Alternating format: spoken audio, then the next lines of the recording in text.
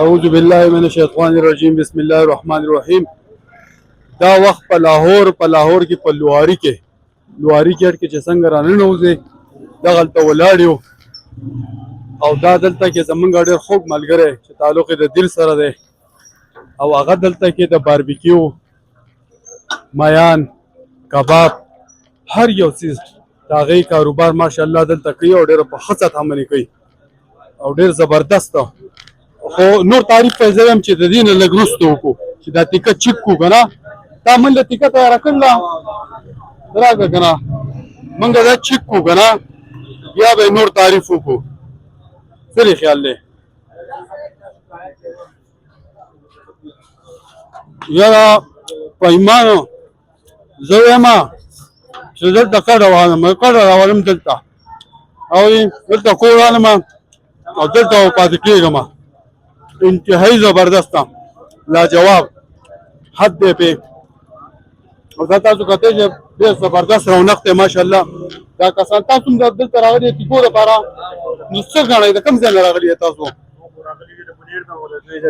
چې را صفت چا کړی مونږ خوړلې ده او ډېره ښه ده او اوس بیا راغلي یو دا دویم ځل دی چې مونږ دلته راځو او دا په لواري ګیټ کې دی دلته په پنجاب کې دا ښه خوراک دی د پښتنو لپاره او ډېر ښه ټیکا او ورسره کباب دي ورسره نور باربیکیو داسې څه خوراکي چې دي هغوی ډېر ښه دغه کړی سیټ اپ کړی دی په پنجاب کې او په لاهور کې ډېر ښکلی خوراک کړی دی.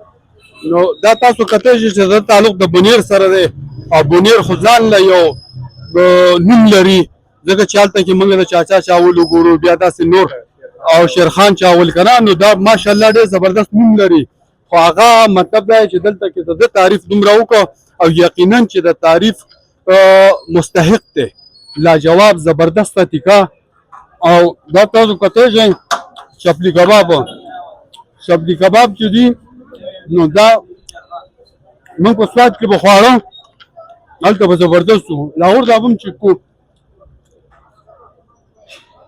یاره حد دی پې حد په ایمان چې حد دی پې او لازما راځئ دلته کې چکر راولګوئ او د هر څیزه صفایي کوالټي هر یو څیز دا تاسو کتئ شئ او ماشاءالله دا رش هم تاسو کتئ شئ دننه کې ډېر زیات انډوخر دی. قاري صاحب څه ګڼئ کاروبار صاحب څنګه روان دی؟ الحمدلله ښکلی روزګار روان دی زما دا روزګار ورور ډېر وخت نه روزګار کوي دلته زه کله نه کله راځم خو زموږ څلور دوکانه دي زموږ دا مین برانچ دی زموږ یو برانچ دی غازي روډ کې دی بل دوګیت چونګي کې دی ایرپورټ والی سایډ ته او یو باټي ګیټ کې دی. الحمدلله روزګار خو فکر دی ښه روان دی.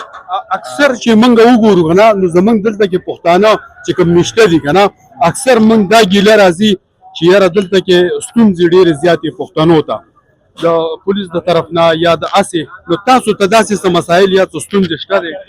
بلکل شته هغه خو د حکومت د طرف نه ډېرې داسې مسایل راځي خو نه هغه بیا چې دی څه نه څه واقفیت په ذریعه باندې هغه هینډل کېږي او کوشش مونږ دا کوو چې یاره داسې موقع نه ورکوو که نه. او خلک د دې ځای چمګاون چې دا کوم خلک دی دا د سره څنګه چلیږي او رویه د سره څنګه ده؟ الحمدلله زموږ سره چې څومره همسایان دي ټول بهترین رویه زموږ سره ساتي او خوشحاله هم دي. دلته چې زموږ څومره ګاهک دی هغه هم ډېره ښکلې رویه زموږ سره ساتي. زیاتره زموږ سره ګاهک چې دی هغه د پښتنو دی ولې چې دلته زموږ سره شالمي مارکیټ دی داسې نور غټ مارکیټونه دي د هغې نه څومره پښتانه چې دي هغه زموږ ځای ته راځي بار بار. زبردست نو دا موږ تاسو ته هر څه وښوده او هر کله چې دی نو هغه تاسو راتلی شئ او راشئ. نو احمدزاده په دې اخري کې یو خبره وکړه وایي زه خو نور ډېر څه نشم ویلی خو ما وایي زه به ستا د طرف نه یو شعر ډالۍ کړمه په دې اخري کې وایي هر قدم دې ګل شه چې راځي غونچې ترې جوړې شه او ما درته جولۍ د انتظار خالي نیولې دي. نو زه به خپل پروګرام راغونډومه اجازت ته نه غواړم د خپل کیمرامین اسف خان سره په لوی الله مو سپارو. ښاد او آباد اوسئ. پیش پالو کوئ ویډیو خامخا لایک او شیر کوئ. ډېره مننه.